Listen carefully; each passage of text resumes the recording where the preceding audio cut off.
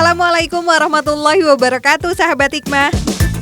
Ayo, sudah sarapan belum? Camilan apa yang paling sahabat suka untuk mengawali hari? Yuk kita kasih pilihan nih. Bagaimana kalau sushi dan sashimi halal yang lezat seperti ini? Nikmatnya tiada tara.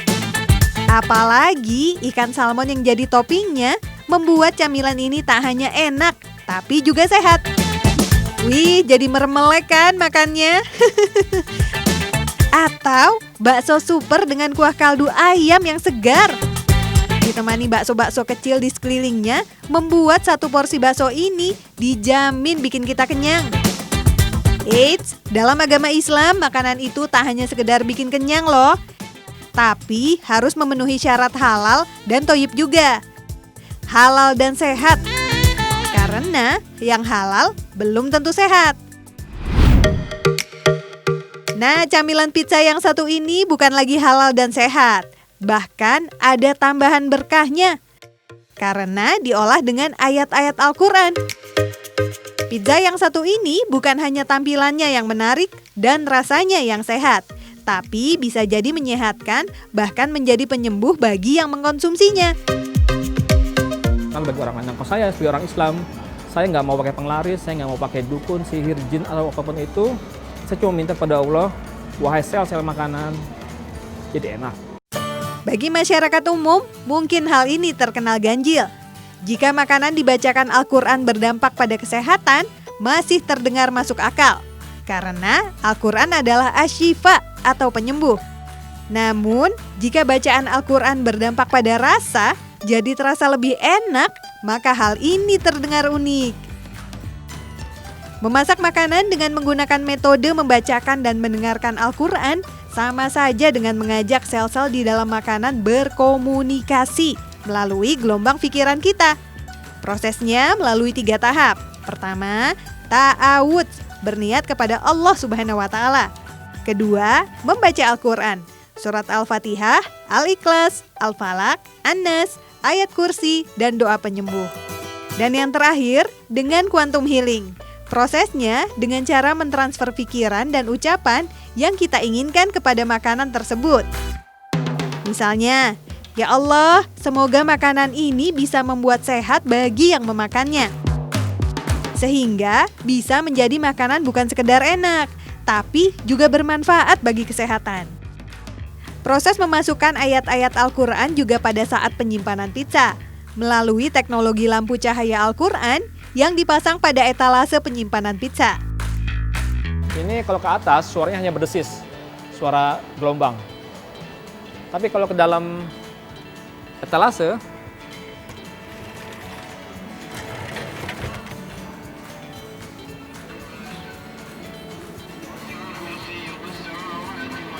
ayat kursi. Masya Allah, dengan menjaga bacaan Al-Quran yang dipancarkan dari proses pembuatan hingga penyimpanan, membuat pizza ini tak hanya bisa menghadirkan rasa yang lezat, tetapi juga efek kesehatan jiwa bagi yang mengkonsumsinya. Innalladzina qalu rabbuna Allahu thumma istaqamu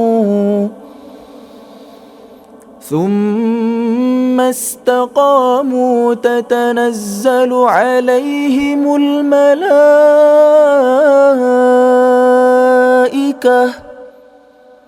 Sahabat Hikmah, fenomena melantunkan ayat suci Al-Quran juga menjadi tren di Indonesia. Dai-dai muda bersuara emas pun bermunculan dengan ciri khas irama masing-masing.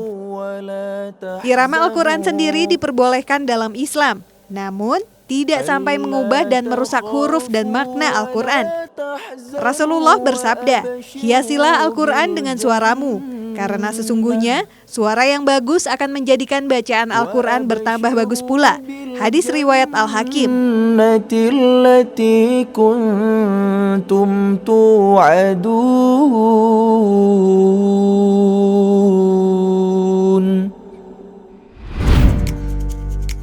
Dengan kemunculan dai dan daiyah ini tentu menarik anak-anak muda Islam untuk mengenal lebih dekat Al-Quran.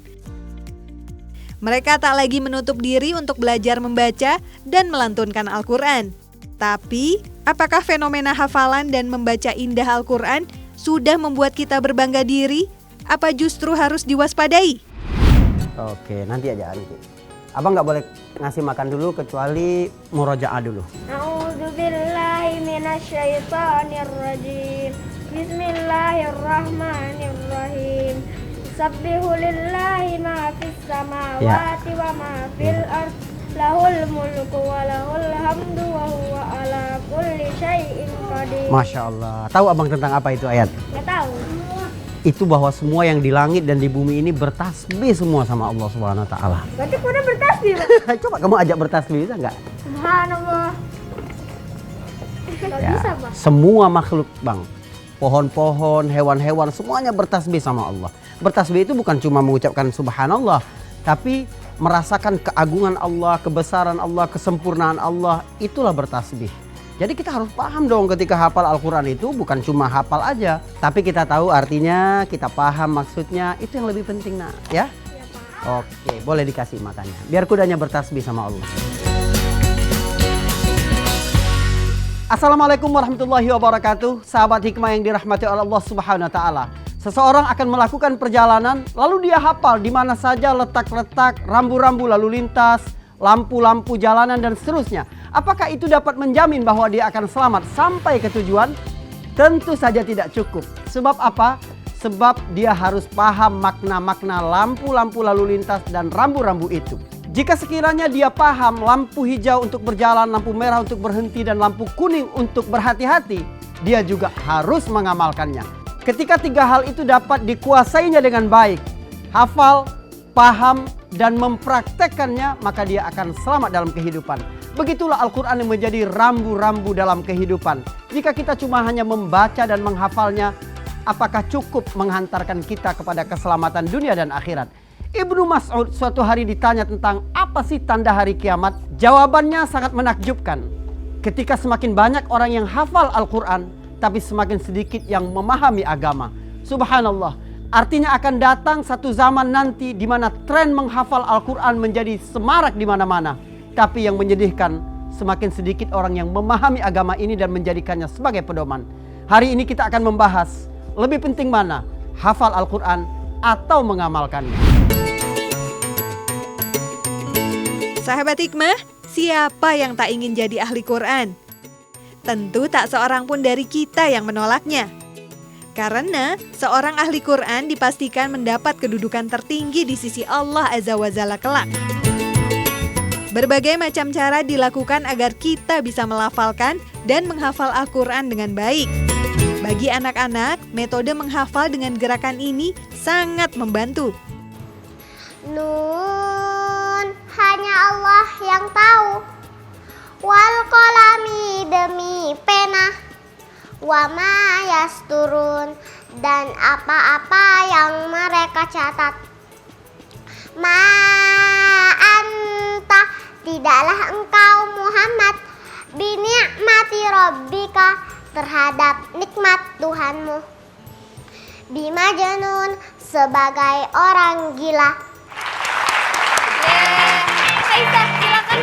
Dari Anas bin Malik radhiyallahu anhu, beliau berkata, Rasulullah Shallallahu alaihi wasallam bersabda, sesungguhnya di antara manusia ada yang menjadi ahli Allah. Para sahabat radhiyallahu anhum bertanya, wahai Rasulullah, siapakah mereka? Beliau Shallallahu alaihi wasallam menjawab, mereka adalah ahli Al-Quran. Merekalah ahli atau orang-orang yang dekat dan dicintai Allah dan diistimewakan di sisinya. Hadis riwayat Ahmad. Untuk menjadi seorang ahli Quran, tentu harus melalui sebuah perjalanan panjang. Membaca ayat-ayat suci Al-Quran, menghafal, memahami, bahkan mengamalkannya dalam kehidupan. Bagi kita orang awam, tentu ini bukan perkara mudah. Namun, tentu saja bukan perkara susah bagi orang-orang yang mendapat petunjuk Allah Subhanahu wa Ta'ala. Sesuai dengan janji Allah dalam Al-Quran. Dan sesungguhnya telah kami mudahkan Al-Quran untuk pelajaran. Maka adakah orang yang mengambil pelajaran? Al-Quran, Surat Al-Qamar, ayat 17. Fenomena kesadaran atau melek Al-Quran memang menjadi fenomena yang luar biasa saat ini. Bila dahulu umumnya belajar Al-Quran menjadi opsi kesekian-sekian dalam rumah tangga, kini setiap orang tua seolah-olah berlomba agar anaknya menjadi pembaca dan penghafal Al-Quran yang baik. Bahkan tak jarang, orang tua yang khusus mendidik anaknya menjadi hafiz Quran. Subhanallah. Mudah-mudahan Allah Subhanahu wa Ta'ala memudahkan langkah kita semua. Ya, oke, hati-hati nak. Bismillah. Sahabat hikmah yang dirahmati Allah Subhanahu wa Ta'ala, jika Al-Quran hanya sebatas dibaca dan dihafal, maka fungsi utama Al-Quran untuk kita hayati isinya, kita praktekkan apa saja pesan-pesan kehidupan di dalamnya akan sia-sia. Ini bertentangan dengan surat Sad ayat 29 ketika Allah berfirman, Kitabun anzalnahu liyadabbaru ayatihi waliyatadzakkara ulul albab. Allah Subhanahu wa Ta'ala menurunkan kitab Al-Quran agar orang-orang mentadaburi ayat-ayatnya dan agar orang-orang yang berfikir mendapatkan pelajaran dari itu. Bagaimana seseorang mendapatkan pelajaran berharga dan menghayati isinya kalau mereka hanya hafal dan tidak memahaminya? Yang lebih berbahaya lagi adalah gagal mempraktekkan Al-Quran karena kita tidak paham mana pesan-pesan terbaik di dalamnya. Seseorang datang kepada sahabat Abu Darda radhiyallahu anhu dan bercerita ayahnya dulu ikut mengumpulkan Al-Quran. Abu Darda berkata, sesungguhnya orang-orang yang mengumpulkan Al-Quran adalah orang yang mempelajarinya dan mengamalkan isinya. Jadi apa saja urutan yang paling tepat? Seperti hadis yang diriwayatkan oleh Al-Hakim, Ibnu Mas'ud berkata tentang perilaku para sahabat. Kami para sahabat tidak menambah hafalan sampai kami paham dan mengamalkan isinya. Sahabat hikmah, jadi cara berinteraksi dengan Al-Quran yang paling tepat adalah membaca, menghafal, mentadaburi, atau memahami isinya, lalu mengamalkan. Begitulah cara umat-umat terdahulu dalam mempelajari Al-Quran. Nah, sebelum kita mengupas lebih jauh tentang bagaimana cara mengamalkan Al-Quran dengan mudah, kita uji dulu yuk pengetahuan sobat-sobat hikmah ini, seberapa jauh mereka mengenal Al-Quran. Juz 30 juz. Nah, suratnya 100. Ayo. Kalau juznya 30. 100 berapa ya? Juznya 33 juz, surahnya ada 116. Tadi 106. 30 juz. Ya, kalau nggak salah. Ayatnya Ayo. 1000 berapa gitu? Juz 30 ayat 144.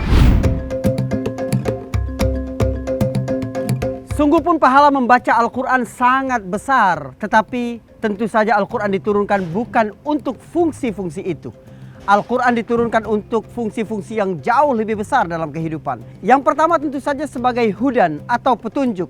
Dalam Al-Quran Allah Subhanahu wa Ta'ala menyebutkan Al-Quran adalah hudan lil muttaqin dan hudan linnas. Petunjuk bagi orang yang bertakwa dan petunjuk bagi manusia. Artinya apa?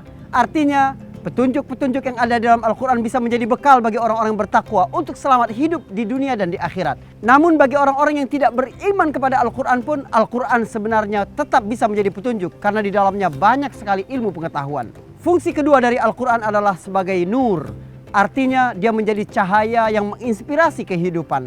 Ada banyak ayat di dalam Al-Quran yang di luar dugaan banyak manusia menjadi sumber inspirasi bagi ragam bidang kehidupan. Ada kisah nyata yang sangat menarik dari Amerika Serikat. Seorang dokter asal Mesir bernama Dr. Ahmad memiliki teman seorang dokter tempatan yang bernama Dr. John. Mereka selalu berdiskusi tentang Islam dan Dr. Ahmad selalu menegaskan bahwa Al-Quran menjelaskan banyak hal dalam kehidupan. Satu malam terjadi masalah kecil dalam rumah sakit itu ketika dua orang ibu datang melahirkan secara bersamaan. Para petugas rumah sakit lupa memberi tanda bagi masing-masing bayi itu punya ibu yang mana. Dr. John datang ke Dr. Ahmad dan ingin membuktikan kebenaran statement Dr. Ahmad selama ini bahwa Al-Quran dapat menjelaskan segala sesuatu. Bagaimana Dr. Ahmad dapat menjelaskan itu?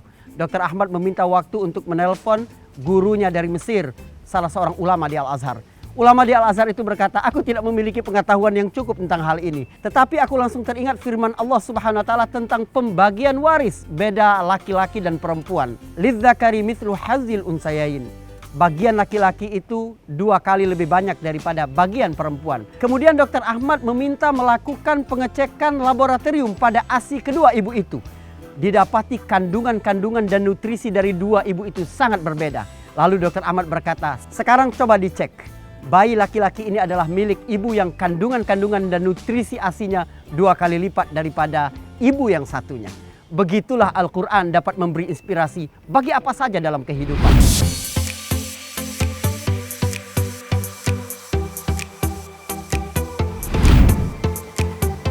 Sahabat hikmah yang dirahmati Allah Subhanahu wa taala, bagi setiap muslim Al-Quran sangat penting untuk kehidupannya. Mustahil ada orang muslim bisa hidup tanpa Al-Quran seperti mustahilnya ikan bisa hidup tanpa air. Hari ini kita kedatangan tamu istimewa, Fairuz Arafiq. Assalamualaikum warahmatullahi Waalaikumsalam wabarakatuh. Ustaz. Saya senang sekali hari ini kehadiran Fairuz. Karena biasanya Sony sering nanya-nanya saya. Sekarang saya tanya istrinya. Waduh, deg-degan nih. Ya, kita biasa bicara tentang Al-Quran hari ini. Fairuz, seberapa penting sebenarnya Al-Quran dalam kehidupan keluarga ketika mendidik anak? Ngerasain pentingnya Al-Quran itu sebenarnya dari waktu aku dididik sama almarhum papa sih Ustadz. Kan di situ kita kelihatan ya gitu. Awalnya kan pasti sebagai anak-anak di saat aku seumur dulu itu merasa bahwa kayak sebel nih pasti gitu ya, suruh ngaji terus misalkan gitu, gitu. Pasti waktu kecil begitu ada gitu. Terus akhirnya karena papa itu memang mendidiknya disiplin banget, landasan agamanya masya Allah kuat. Jadi dia itu memberikan landasan bahwa kalau kamu boleh jadi apa aja, asalkan agama kamu bagus, ngajinya juga harus benar gitu kan. Jadi dia beri kebebasan apa aja, tapi agama harus nomor 1 harus agama. Jadi papa tuh benar-benar keras banget masalah agama. Jadi kalau udah tentang itu semua bisa di stop kalau seandainya tiba-tiba kitanya tuh nggak sesuai dengan disiplin konsekuensi kita terhadap apa yang kita udah janjiin sama orang tua dalam urusan agama. Nah terus akhirnya karena aku mendapat pendidikan itu dari almarhum papa, aku merasakan bahwa akhirnya saat aku terjun di dunia entertain kayak ada pakemnya gitu Ustadz, karena kan kita tahu ya gitu, kita pakemnya tuh ada gitu. Terus ngerasa kayak berarti kalau aku punya anak aku juga harus itu dulu, landasan agama dan Al-Quran itu yang paling penting gitu. Sampai akhirnya pengen banget punya cita-cita gitu. Cita-cita aku tuh pengen banget 2 anakku gitu, Ejaz dan Fas itu menjadi hafiz dan hafizah Quran gitu. Masya Allah, semoga ya Rabb. Amin ya Allah. Makanya Ustadz jadi sampai kemarin nyari guru kesana kemari dan akhirnya alhamdulillah dapet. Jadi hal-hal yang gak enak waktu masih kecil dulu sekarang diterapkan ke anak karena tahu pasti nanti besar mereka akan terima kasih. Iya betul Ustadz, jadi kayak ngerasain sendiri bahwa kita tahu di saat kita mau berbuat sesuatu yang gak baik, kita ingat, kita pernah baca Al-Quran, ayatnya begini, artinya ini, kalau aku begini jadi berdosa gitu loh Ustadz. Berarti juga sekaligus memahami dong ya? Ya. Ke anak-anak sekarang ketika menghafal juga dibarengi dengan itu gitu ya? Iya, karena memang aku dulu aku awal-awal baca Al-Quran itu nggak pakai artinya. Terus akhirnya mikir, baca Quran, terus beberapa kali datang ke kajian-kajian gitu, salah satunya kajian yang memang membahas tentang Al-Quran, bahwa kalau kita baca Quran terus kita nggak tahu artinya juga bingung gitu. Jadi aku mengulang kembali gitu, jadi kayak baca, terus aku baca artinya sampai benar-benar ini begini, yang akhirnya ternyata kalau kita baca Quran dan kita tahu artinya tuh nangis sendiri gitu Ustaz, ya Allah ini banyak banget ternyata. Luar biasa banget ya Allah tuh menciptakan ini, luar biasa banget ternyata kalau seandainya kita melakukan dosa ini hukumannya ini. Jadi tuh kayak yang ya Allah ternyata tuh baca Quran dengan artinya tuh bener-bener kayak bener-bener obat, bener-bener ilmu, bener-bener segalanya gitu Ustaz. Semakin banyak seseorang berinteraksi dengan wahyu, semakin seseorang mempelajari Al-Quran dengan sebenarnya, maka semakin dalam kebahagiaan yang akan dirasakan oleh seseorang dan keluarganya. Terima kasih Mbak Fairuz, Masya Allah menginspirasi sekali. Sama-sama Ustaz. Salam buat suami dan keluarga. Iya Ustaz. Semoga Allah jaga kita semua insya Allah. Terima Assalamualaikum. kasih. Waalaikumsalam warahmatullahi wabarakatuh.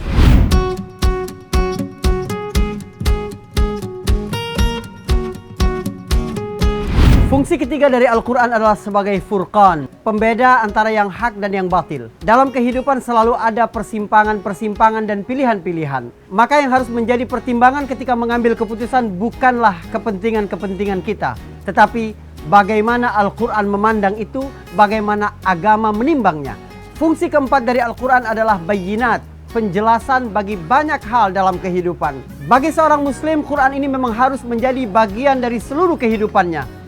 Mindset Qur'ani, cita-cita Qur'ani perilaku Qur'ani, karakter Qur'ani. Ketika Aisyah radhiyallahu anha ditanya bagaimana sih karakter Rasulullah sallallahu alaihi wasallam, Aisyah menjawab, kana khuluquhul Qur'an. Karakternya adalah karakter Qur'an. Fungsi kelima dari Al-Quran adalah syifa atau terapi dan obat bagi kehidupan. Ada banyak sekali peristiwa-peristiwa yang berjalan tidak sesuai dengan keinginan kita, membuat kita susah, sedih atau sakit. Maka disitulah ada fungsi syifa bagi Al-Quran. Tentu saja fungsi-fungsi besar Al-Quran itu tidak mungkin berjalan dengan baik, kecuali kita memahaminya dan mengamalkannya. Sahabat Hikmah, Al-Quran adalah ilmu. Ia adalah perkataan yang paling indah lafaznya, yang paling benar kandungan maknanya, dan yang paling jelas penafsirannya. Karenanya, setiap orang yang bersungguh-sungguh mempelajarinya, Allah Subhanahu wa Ta'ala memudahkan baginya dan meringankan tujuannya. Apa saja tips agar mengoptimalkan fungsi Al-Quran bukan hanya sebagai bacaan dan hafalan? Yang pertama, mulai sekarang, tekadkan untuk menjadi keluarga Al-Quran bukan hanya membaca dan menghafal Al-Quran, tapi juga mulai memahami bahasa Al-Quran. Banyak orang tua yang bersedih ketika anak-anaknya tidak bisa berbahasa asing karena khawatir tidak memahami bahasa penduduk bumi. Tapi mereka lupa, yang lebih menyedihkan adalah ketika anaknya tidak paham bahasa penduduk surga, bahasa Al-Quran. Yang kedua, ketika kita mengajak anak-anak kita berjalan atau menghadapi satu peristiwa-peristiwa dalam kehidupan, usahakanlah untuk mulai mengakrabkan nilai-nilai Qur'ani, menyebutkan apa saja jawaban Al-Quran, penjelasan Al-Quran tentang hal-hal itu dalam kehidupan. Ini akan berdampak besar sekali sampai nanti ketika mereka dewasa. Apapun yang mereka hadapi, kesulitan apapun yang menghadang mereka, mereka berusaha membuka Al-Quran. Sebab apapun yang dihadapi oleh manusia di bumi ini, Allah menyediakan jawaban-jawaban dari dalam Al-Quran. Assalamualaikum warahmatullahi wabarakatuh.